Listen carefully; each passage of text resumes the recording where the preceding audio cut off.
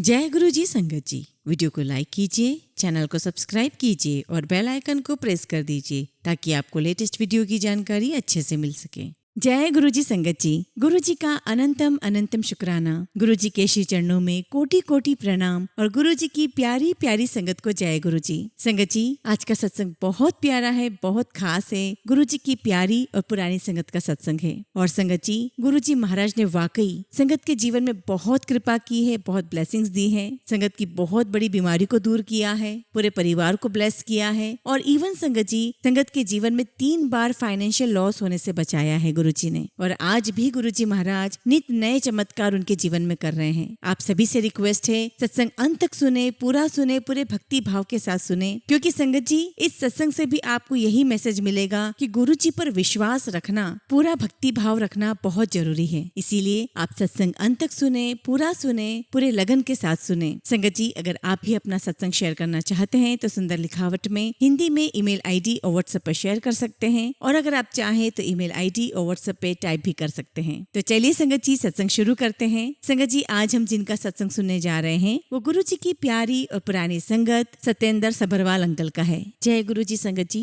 गुरु जी महाराज को कोटि कोटि प्रणाम और सभी साथ संगत को मेरा नमस्कार। संगत जी, ये मेरा सौभाग्य है कि मैं आज आप सभी के साथ, मेरे गुरु जी महाराज के साथ बिताए हुए उन सुनहरे पलों को मैं आप सबके साथ शेयर करने जा रहा हूँ। और ये मौका भी गुरु जी महाराज की कृपा से ही मिलता है। संगत जी, मैं वैसे तो गुड़गांव में रहता हूँ और मैं बिलोंग करता हूँ रामपुर यूपी से। संगत जी, मेरी 4 बेटियां हैं और वो गुड़गांव में ही रहती थी, वहीं पढ़ा करती थी। तो मेरी वाइफ ने कहा कि चलो बच्चों की पढ़ाई है, वहीं चलते हैं। तो संगत जी, हम लोग पहले दिल्ली गए और फिर दिल्ली से हम गुड़गांव शिफ्ट हो गए और सोचा कि कुछ काम धंधा भी करेंगे। अब संगत जी, जब हमने दिल्ली में काम शुरू किया तो बहुत लॉसेस हो रहे थे। फिर हम लोग गुड़गांव शिफ्ट हुए, वहां भी काम शुरू किया। तो मंथ एंड तक आते आते कोई खास हमें फर्क दिखाई नहीं दे रहा था, हमारे बिजनेस में कोई हमें फायदा नहीं हो रहा था। अब संगत जी, बिजनेस में हमें काफी लॉस होने लगा। और जो मेरी आंटी है, उनके भाई की जो वाइफ है, वो जब भी हमें किसी फंक्शन में मिलती, वो मुझे यही कहती कि आप हमारे गुरुजी से मिलो। और मैं हमेशा उन्हें एक ही जवाब देता कि मेरी किसी भी गुरु में आस्था नहीं है,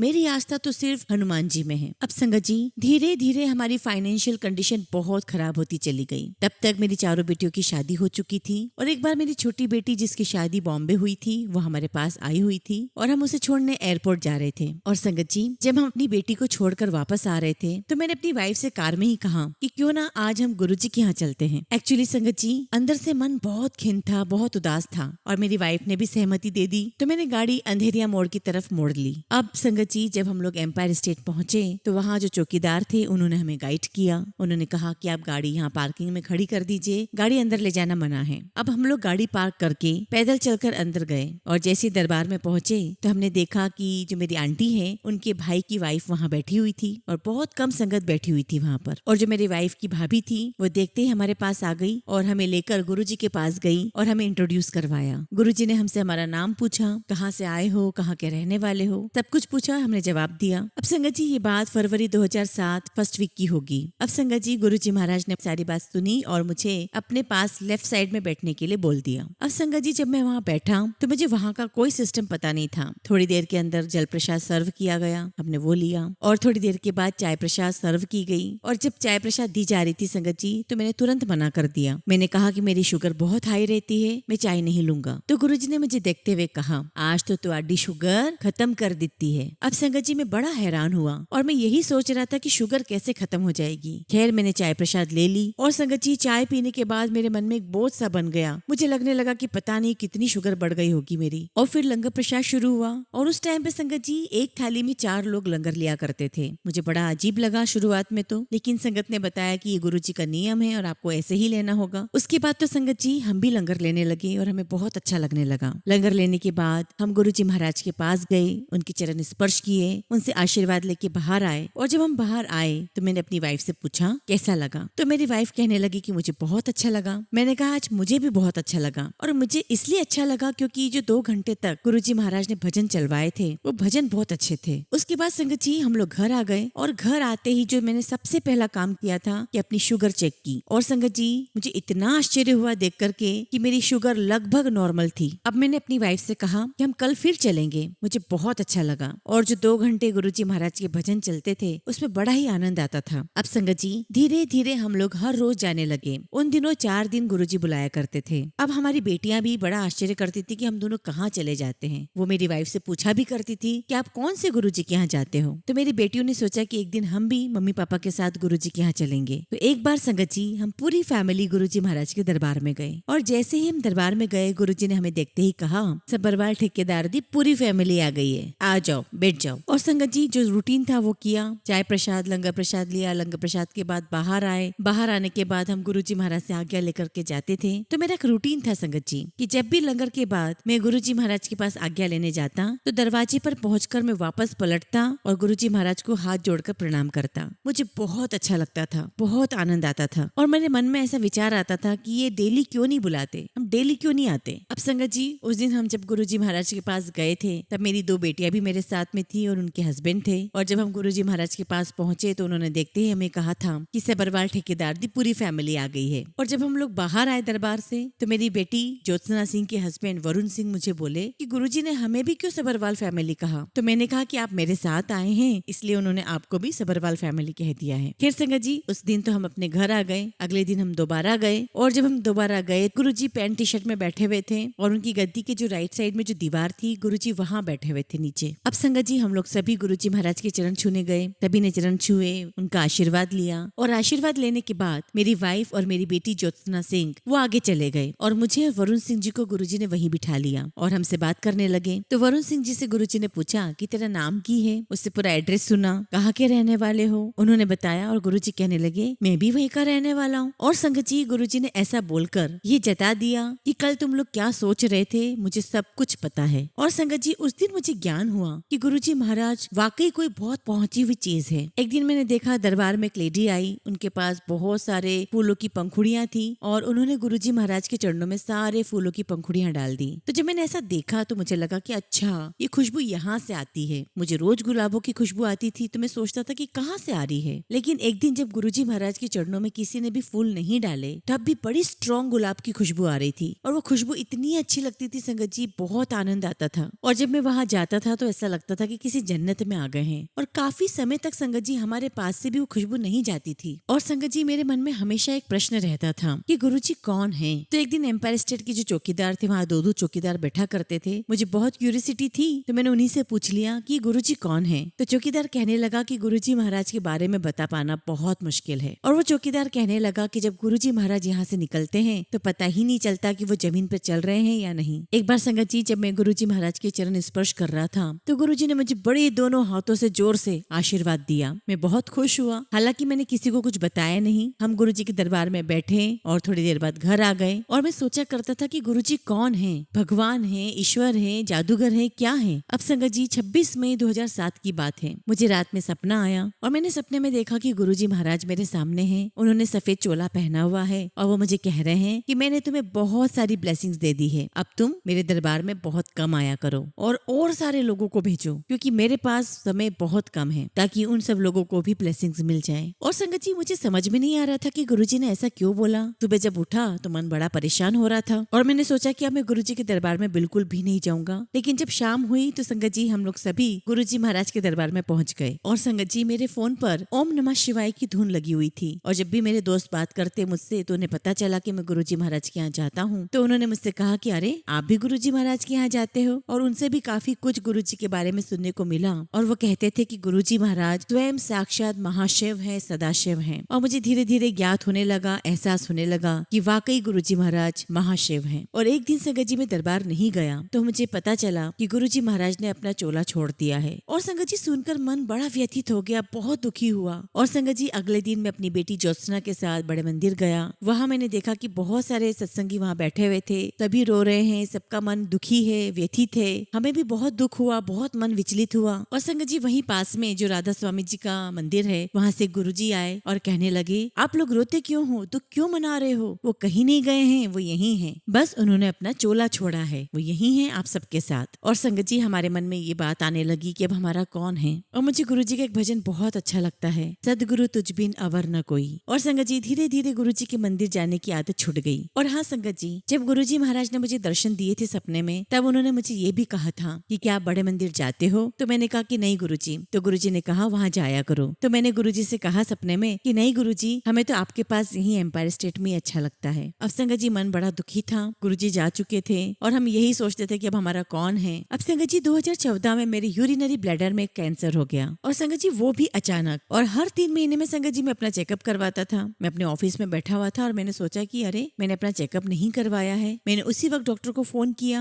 उन्होंने मुझे अपॉइंटमेंट दे दी। और संगत जी वहीं पास में संजीवनी हॉस्पिटल है, मैं वहाँ चला गया। मेरा डॉक्टर ने चेकअप किया और मुझे कहा कि आपकी सिस्टोस्कोपी होगी कल, इसलिए आप अपना अल्ट्रासाउंड करवाइए। अब संगत जी मैंने 15-20 दिन पहले ही अपना मेडिकल इंश्योरेंस करवाया था। मैं अल्ट्रासाउंड के लिए गया तो जो अल्ट्रासाउंड लेडी कर रही थी उसके चेहरे के हाव भाव मुझे कुछ ठीक नहीं लगे। उसने वहाँ डॉक्टर को बुलाया और जब डॉक्टर आया तो उसने मुझे देखते कहा कि मिस्टर सबरवाल, आप कल तुरंत अपने डॉक्टर को दिखाइए और आप ये रिपोर्ट ले जाइए। और संगत जी जब मैंने डॉक्टर से कंसल्ट किया तो उन्होंने बताया कि ट्यूमर है। और मैं समझ गया कि ट्यूमर है मतलब कुछ गलत है। मैंने बहुत सारे डॉक्टर्स को दिखाया, सर गंगाराम हॉस्पिटल भी गया। और संगत जी मुझे एक डॉक्टर मैक्स हॉस्पिटल में मिले। वो मुझे कहने लगे कि यहाँ सबसे बड़े एक्सपीरियंस सर्जन है डॉक्टर राजेश अहलावत जो मेदांता में है, आप उन्हें दिखाइए। और संगत जी मैं अगले दिन ही हॉस्पिटल चला गया उनके पास, लेकिन पता चला कि डॉक्टर राजेश वहाँ पर है ही नहीं। फिर उनसे अपॉइंटमेंट लिया गया। फिर उस अपॉइंटमेंट की डेट पर मैं जब वहाँ पहुंचा, उनको दिखाया, डॉक्टर साहब ने मेरा अल्ट्रासाउंड देखते ही मुझे कहा कि आप लेट जाइए। और संगत जी उन्होंने मुझे चेकअप करते ही कहा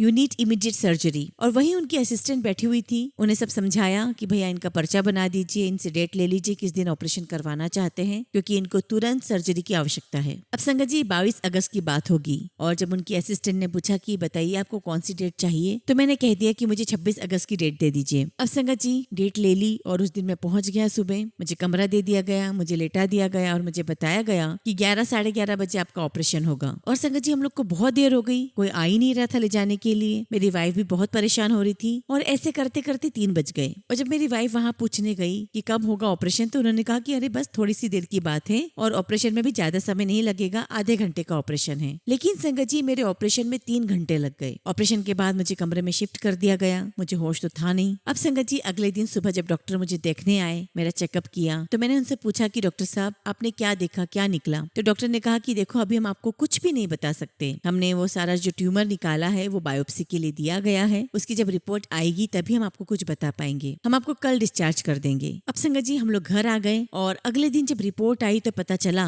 कि वो मैलिग्नेंस थी। मैं बहुत टेंशन में आ गया। और संगत जी जब मैं रिपोर्ट लेकर नीचे आया लिफ्ट से, तो वहाँ एक स्टील की बेंच लगी हुई थी, मैं वहाँ बैठ गया और मैंने अपनी बेटी को ज्योत्सना को फोन किया, उसको बताया तो रोने लगी। और संगत जी मेरी आंखें भी नम हो गई। लेकिन संगत जी पता नहीं क्यों मेरे अंदर एक कॉन्फिडेंस था कि मुझे कुछ भी नहीं होगा, मैं ठीक हो जाऊंगा। और संगत जी आज मुझे महसूस होता है कि ये सिर्फ और सिर्फ गुरुजी महाराज की ही कृपा थी। और मुझे याद है कि जब गुरुजी महाराज ने मुझे सपने में कहा था कि तुम्हें बहुत सारी ब्लेसिंग्स देती है, संगत जी वो तो जानी जानते, उन्हें सब कुछ पता था। और संगत जी जब मैं घर आया, दुखी था, हताश था, घर वाले भी बहुत परेशान हो गए, तो मैंने सबको कहा कि चिंता की कोई बात नहीं है, मुझे कुछ भी नहीं होगा, मैं ठीक हो जाऊंगा। और संगत जी मेरी 6 सर्जरीज हुई और सर्जरी के साथ साथ संगत जी ट्रीटमेंट भी चल रहा था। अब संगत जी जो मैंने मेडिकल इंश्योरेंस करवाया था, जब वहाँ बात की तो उन्होंने साफ मना कर दिया कि आपको बिल्कुल भी क्लेम नहीं मिलेगा। संगत जी मैं बहुत निराश हुआ, बहुत हताश हुआ। मैंने डॉक्टर साहब से बात की, डॉक्टर राजेश से, और डॉक्टर राजेश जो कि जाने माने सर्जन थे, उन्होंने एक एप्लीकेशन बनाई और उसमें सब कुछ लिखा और उसमें ये मेंशन किया कि ऐसी इमरजेंसी सिचुएशन में क्लेम मिलना चाहिए और मैं इस बात को अप्रूव करता हूँ, मेरी इस बात को कोई भी खारिज नहीं कर सकता। और संगत जी गुरुजी महाराज की ऐसी कृपा रही और डॉक्टर साहब की हेल्प से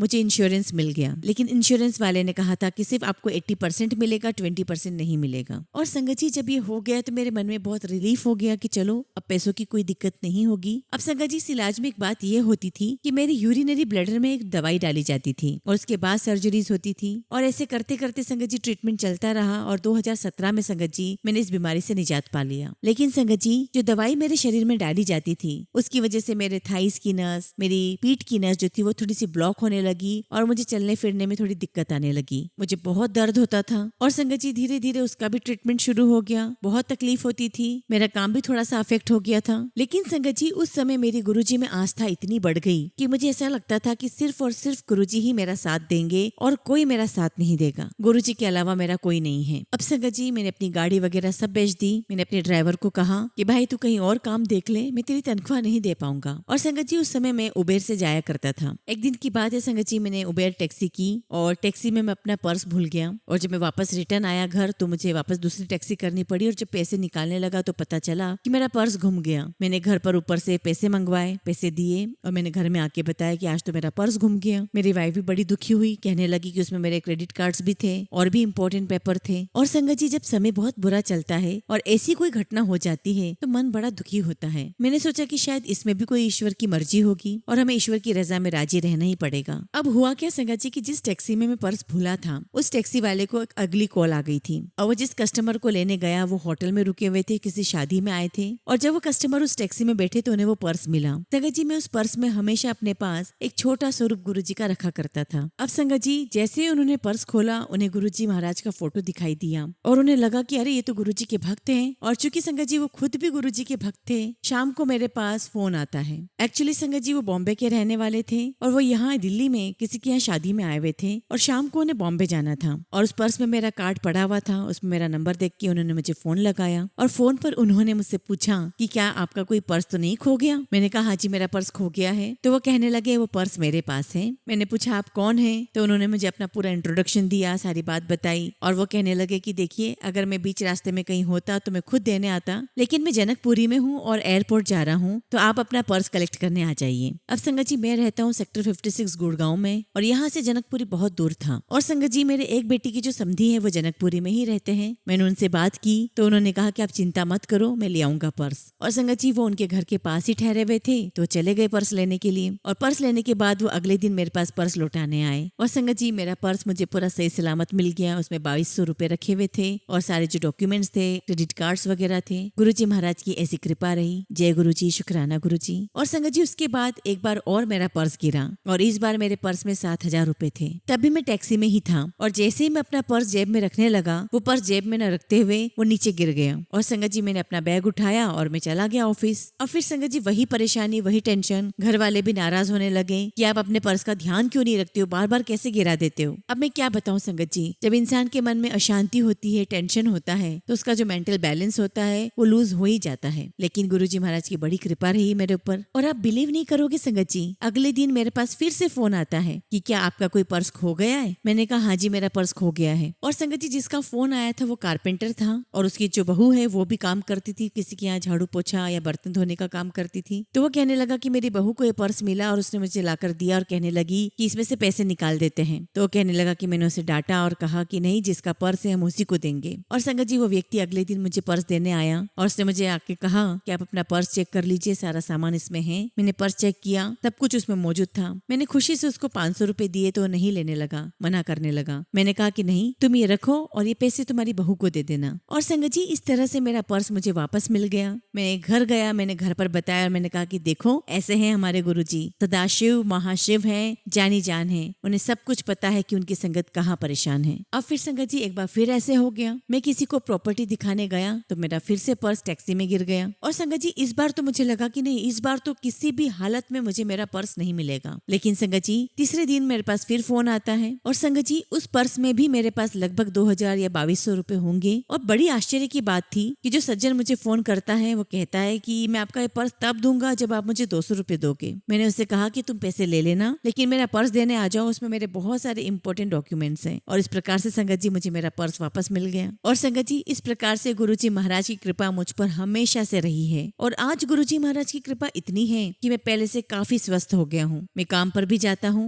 हाँ ये बात और है कि थोड़ा दर्द रहता है लेकिन मैं जाता हूँ गुरुजी महाराज का नाम लेके। और संगत जी मैं इसलिए सब बता रहा हूँ कि गुरुजी हमारे सर्वव्यापी हैं, वो सब कुछ जानते हैं, वो जानी जान है। और संगत जी गुरुजी महाराज की मुझ पर इतनी कृपा है कि मैं आपको बता नहीं सकता कि गुरुजी महाराज ने मेरा बुरे से बुरे समय में मेरा साथ दिया, अपना आशीर्वाद दिया। गुरुजी महाराज ने मुझे बहुत संभाला है, मुझे बहुत प्रोटेक्ट किया है। संगत जी एक छोटा सा सत्संग और है। सेक्टर 56 में मैं जिस घर में रह रहा था वो रेंटेड घर था और रेंट पे रहते हुए मुझे 7 साल हो गए थे। ना हम कभी खाली करते और ना ही हमारे ऑनर हमें कभी खाली करने के लिए कहते हैं। लेकिन वो अक्सर ये बोला करते थे कि हमें बहुत अच्छा रेंट ऑफर हो रहा है, ऐसा करो कि आप इस पर रेंट बढ़ा दो। तो मैंने कहा कि नहीं, मैं रेंट तो नहीं बढ़ा सकता। तो उन्होंने मुझे कहा कि ठीक है, अब आप कहीं और देखना शुरू कर दीजिए। एक बार की बात है संगत जी, हमारे काउंसलर हैं, हम उनके फार्म हाउस पर बैठे हुए थे और उनके रिश्तेदार भी वहाँ आते रहते थे। तो उन्होंने मुझसे कहा कि हमारा एक फ्लैट है, खाली है, आप वहाँ शिफ्ट हो जाइए। और संगत जी देखिए कैसे गुरुजी महाराज ने रास्ता निकाल दिया और मेरे मन में जो परेशानी थी वो भी खत्म हो गई। और संगत जी जब मेरी वाइफ उस घर को देखने गई तो कहने लगी वो तो बहुत खराब है, उसकी हालत बहुत खराब है, हम तो नहीं रह सकते ऐसे घर में। मैंने कहा कि अरे वो तो मैं ठीक करवा दूंगा, और जिस रेंट में हमें वो घर ऑफर हो रहा है उस रेंट में तो हमें कहीं मिल ही नहीं सकता।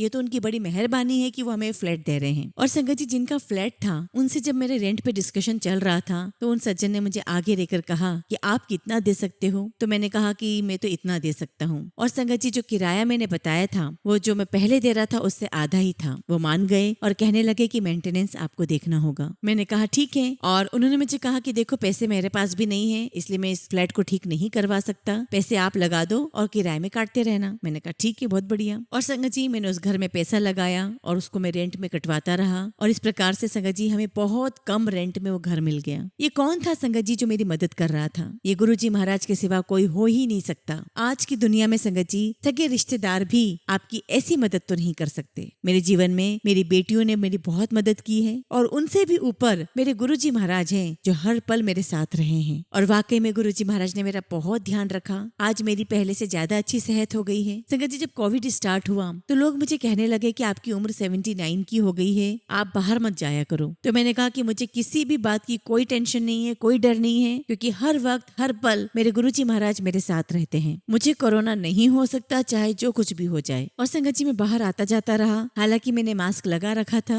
लेकिन मैं अपना काम भी करता, बाहर भी जाता, और गुरुजी की कृपा से मुझे कुछ भी नहीं हुआ। हालांकि मेरी पत्नी को जरूर कोरोना हो गया था, लेकिन गुरुजी महाराज की कृपा से वो भी बहुत जल्दी ठीक हो गई। संगत जी मैं गुरुजी महाराज का जितना शुक्राना करूं उतना ही कम है। गुरुजी महाराज का लख लख शुक्राना कि उन्होंने मुझे, मेरे परिवार को बहुत संभाला, बहुत केयर की, बहुत आशीर्वाद दिया। आज मैं गुरुजी की ही कृपा से चलता फिरता हूँ, मेरी सेहत बहुत अच्छी हो गई है। संगत जी ऐसे हैं हमारे गुरुजी, बहुत दयालु हैं, बहुत कृपालु हैं। वो साक्षात शिव के ही रूप हैं, और गुरुजी महाराज का तो जन्मों जन्मों तक कोई सानी नहीं है। और संगत जी आज तो स्थिति ये है कि अगर मैं सुबह शाम गुरुजी महाराज का मंत्र जाप ना कर लूं तो मन को चैन ही नहीं मिलता। संगत जी उठते बैठते सोते जागते आना जाना सब कुछ जब भी मैं करता हूँ, मेरे मन में गुरुजी का लगातार मंत्र जाप चलता ही रहता है। मैं कुछ भी नहीं हूँ, मुझसे सब कुछ कराने वाले मेरे गुरुजी हैं, और उनकी कृपा से ही संगत जी सब कुछ हो रहा है। बस इसी के साथ संगत जी मैं अपने शब्दों को विराम देता हूँ, और आप सभी से यही कहता हूँ कि गुरुजी में पूरा विश्वास कीजिए, पूरी श्रद्धा रखिए, पूरा सरेंडर कीजिए। गुरुजी महाराज अपनी संगत के साथ हर पल रहते हैं, ये मेरा यकीन है, ये मेरा एक्सपीरियंस है। इसी के साथ जय गुरुजी, शुक्राना गुरुजी,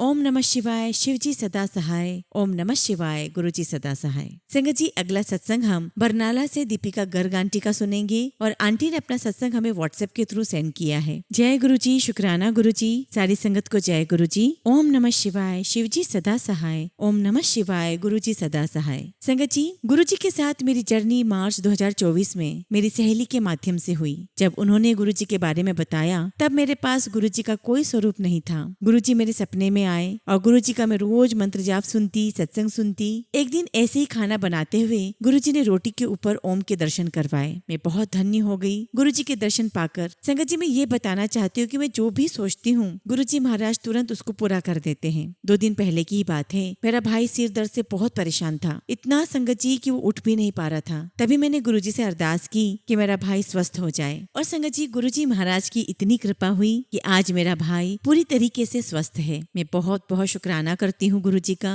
और संगत जी अभी फिलहाल मैं अपने सत्संग को यही विराम देती हूँ, और बहुत जल्दी गुरुजी महाराज की कृपा से मैं अपना अगला शुक्राना सत्संग शेयर करूंगी। जय गुरुजी, शुक्राना गुरुजी, ओम नमः शिवाय, शिवजी सदा सहाय, ओम नमः शिवाय, गुरुजी सदा सहाय। संगत जी अगला सत्संग हम रेणुका महसन आंटी का सुनेंगे, और आंटी ने अपना सत्संग हमें ईमेल के थ्रू सेंड किया है। और संगत जी हम रेणुका आंटी का पहले भी सत्संग सुन चुके हैं। जय गुरुजी, शुक्राना गुरुजी, सारी संगत को जय गुरुजी। संगत जी मैं अपना शुक्राना सत्संग गुरुजी के मंत्र जाप से शुरू कर रही हूँ। ओम नमः शिवाय, शिवजी सदा सहाय, ओम नमः शिवाय, गुरुजी सदा सहाय। संगत जी अभी 2 महीने पहले मुझे रोज गुरुजी की पोस्ट आती थी, और उस पे लिखा हुआ होता था कि मेरे पति की लाइफ में बहुत बड़ा चमत्कार होने वाला है। और संगत जी मैं रोज सोचती थी कि कौन सा चमत्कार होगा। गुरुजी की कृपा से अचानक से एक दिन मेरे पति के चाचा जी जो बहुत सालों से हमसे दूर थे वो अचानक से हमारी लाइफ में आते हैं और वो अचानक से मेरे पति को स्टेशन पर बुलाते हैं। और जब मेरे हस्बैंड वहाँ जाते हैं तो देखते हैं वहाँ पर लगभग 100 के करीब लोग आए हुए हैं और उन्होंने मेरे हस्बैंड को अगले दिन मिलने के लिए झुंझुनू बुलाया।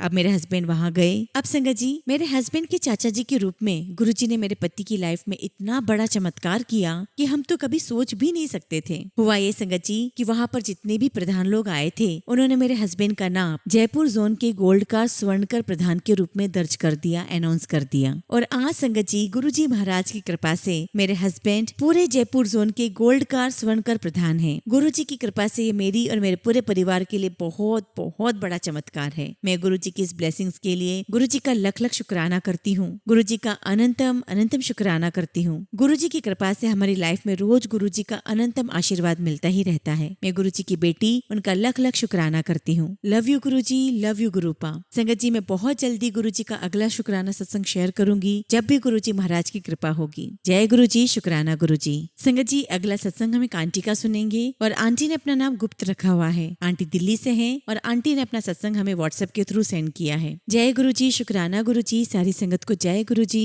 संगत जी मेरा पहला सत्संग है। गुरुजी के मुझे बहुत दिनों से मैसेज आ रहे हैं कि शुक्राना कर, तेरी झोलियां भर जाएगी। और मैं अपना यह सत्संग संगत जी टीना आंटी के चैनल पर ही शेयर करना चाहती हूँ क्योंकि उनकी आवाज में सत्संग सुनकर मुझे ऐसा लगता है जैसे मैं गुरुजी से और कनेक्ट हो रही हूँ। और दिल से उनके लिए भी प्रेयर करती हूँ कि भगवान गुरुजी उनको हमेशा खुश रखे, उनकी आवाज को ऐसे ही सदा मीठा बनाए रखें और वह हमारे लिए सत्संग शेयर करती रहे। संगत जी मैं अपने सत्संग की शुरुआत गुरुजी के मंत्र जाप से करना चाहूंगी। ओम नमः शिवाय, शिव जी सदा सहाय। ओम नमः शिवाय, गुरुजी सदा सहाय। संगत जी मैं गुरुजी से लगभग अक्टूबर 2023 में जुड़ी। मुझे कई दिनों से फेसबुक पर मैसेज आ रहे थे कि बचपन से ही माँ ने मुझे अपने चरणों में रखा है और जब मुझे ये मैसेज फ्लैश हो रहे थे तब लग रहा था जैसे मेरे लिए ही हो, बट फिर भी मैं इग्नोर करती रही। फिर संगत जी हमारे मंदिर से जुड़े हुए एक भैया हैं जो ऑलरेडी गुरुजी की संगत हैं। उन्होंने मुझसे कहा कि गुरुजी आपको बहुत याद करते हैं। तो मैंने भैया से कहा कि भैया मुझे भी कई दिनों से फेसबुक पर मैसेज आ रहे हैं और फिर मैं समझ गई कि वह मैसेज मेरे लिए ही है। बीच में मैं एक बात बताना चाहूंगी संगत जी कि कुछ साल पहले, लगभग 4-5 साल पहले या उससे भी ज्यादा कहूँ तो मैं एक बार हमारे स्कूल के सामने एक फोटो फ्रेम वाली शॉप है वहाँ गई थी। मैंने वहाँ गुरुजी के बहुत सारे स्वरूप देखे तो मैंने भैया से पूछा ये कौन है जिनकी फोटोज आपने पूरे शॉप में लगा रखी है। गुरुजी मुझे क्षमा करना, उस समय नहीं पता था कि आपकी फोटो को स्वरूप कहते हैं, फोटो नहीं। उन्होंने कहा ये गुरुजी हैं। और संगत जी मैंने भी उस बात को सुनकर इग्नोर सा कर दिया कि पता नहीं कौन से गुरुजी हैं। और मैंने सोचा कि वैसे आजकल दुनिया अलग अलग गुरुओं के पीछे भागती रहती है और मैं वहाँ से घर आ गई। उसके कुछ सालों के बाद हमारे मंदिर में ही कीर्तन के दौरान एक आंटी जी ने मुझे गुरुजी का स्वरूप दिया। अब संगत जी मैं उस समय तो गुरुजी को इतना नहीं मानती थी। मैंने गुरुजी का स्वरूप लिया और अपने पर्स में रख दिया। और आज अचानक संगत जी अक्टूबर के आसपास जब मुझे गुरुजी के मैसेजेस आ रहे थे तो वह स्वरूप मैंने बाहर निकाला, मंदिर की सफाई की और मैंने मंदिर में गुरुजी को स्थान दिया। फिर कुछ दिनों के बाद मुझे गुरुजी का मैसेज आया और मैं फिर बड़े मंदिर भी दर्शन करने गई और वहाँ पर भी गुरुजी ने मुझे अपने होने का एहसास करवाया। बड़े मंदिर की पार्किंग से ही गुरुजी महाराज मुझे अपने होने का एहसास करवा रहे थे। मुझे वहाँ अगरबत्ती की इतनी स्ट्रॉन्ग फ्रेग्रेंस आई जहाँ दूर दूर तक कोई अगरबत्ती का नाम और निशान नहीं था। जय गुरुजी, शुक्राना गुरुजी, शुक्राना मेरे गुरुपा। आपने मुझे अपने साथ जोड़ा, अपने चरणों में जगह दी। कहते हैं ना संगत जी कि गुरुजी हमें तब अपने साथ जोड़ते हैं जब हम बहुत परेशान होते हैं। मैं इतना कमाती हूँ, मेरी माँ की कृपा से अच्छी जॉब में हूँ, फिर भी संगत जी मुझ पर बहुत कर्जा हो गया है। और संगत जी वो कर्जा पिछले 1 साल से मैं चुकाने की कोशिश कर रही हूँ लेकिन वो चुका ही नहीं चुकता। और मैं जहाँ भी लोन के लिए अप्लाई करती संगत जी वहाँ से मुझे ना ही मिलता। और एक दिन संगत जी मैं बहुत बहुत रो रही थी, मेरे आंसू रुके नहीं रुक रहे थे। तभी मुझे गुरुजी का मैसेज आया कि तू मेरी बेटी है और तूने आज तक कभी हार नहीं मानी, आज तू कैसे मान गई। और ये मैसेज देखकर संगत जी मैं इतना रोई और मैं सोचने लग गई कि गुरुजी को कैसे पता मैंने इतने साल कष्ट ही कष्ट झेले हैं। और संगत जी धीरे धीरे मैंने अपने आप को संभाला और हिम्मत जुटाई और मेरे मन में आया कि मेरी माँ, मेरे गुरुजी अभी भी मेरे साथ हैं, नहीं तो सबने मेरा साथ छोड़ दिया है। और संगत जी जब मैं गुरुजी के बड़े मंदिर पहुंची तब भी मेरी आंखों से आंसू नहीं रुक रहे थे। फिर दर्शन करने के बाद हम घर आ गए। फिर भी संगत जी मेरी स्थिति में कोई सुधार नहीं हुआ और ऐसे ही चलता रहा। और अब मुझे गुरुजी के मैसेजेस का इंतजार रहने लगा। एक बार गुरुजी ने मुझे अपना सत्संग भी अटेंड करवाया जहाँ मैं बिन बुलाए मेहमान थी। मैं लोन के लिए ही किसी से मिलने जा रही थी और वहाँ एक टेंट लगा था जहाँ मैंने देखा कि वहाँ गुरुजी का सत्संग हो रहा है। और संगत जी मुझसे रुका नहीं गया, मैं अंदर गई और अंदर जाकर मैं वहाँ बैठी, गुरुजी का प्रसाद लिया, जल प्रसाद लिया और बाहर आ गई। और ऐसे ही एक बार संगत जी गुरुजी महाराज ने मुझे रोटी पर ओम के रूप में दर्शन दिए। और यही नहीं संगत जी, गुरुजी महाराज ने मुझे बटरफ्लाई के रूप में, मोर के रूप में दर्शन दिए हैं। और संगत जी गुरुजी महाराज की कृपा से जहाँ मैंने लोन के लिए अप्लाई किया था वो लोन भी सैंक्शन हो गया और मुझे वो लोन उनकी कृपा से मिल गया। और संगत जी आज भी मैंने गुरुजी महाराज से 2 और अरदास की हुई है और मुझे पूरा यकीन है कि गुरुजी महाराज मेरी सभी अरदास पूरी करेंगे। इसी के साथ संगत जी मैं अपने सत्संग को विराम देती हूँ और गुरुजी का जब भी आशीर्वाद होगा मैं अपना अगला शुक्राना सत्संग जरूर शेयर करूंगी। जय गुरुजी, शुक्राना गुरुजी। ओम नमः शिवाय, शिवजी सदा सहाय। ओम नमः शिवाय, गुरुजी सदा सहाय।